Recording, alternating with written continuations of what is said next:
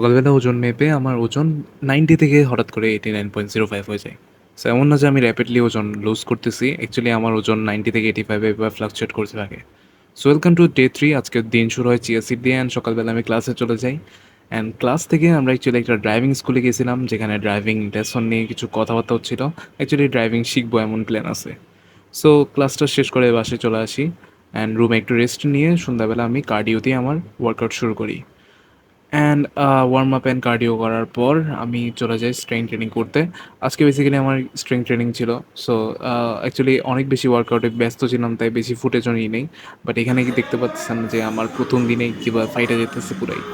মানে খুবই টাফ আমার জন্য অ্যাকচুয়ালি বিগিনার হিসেবে।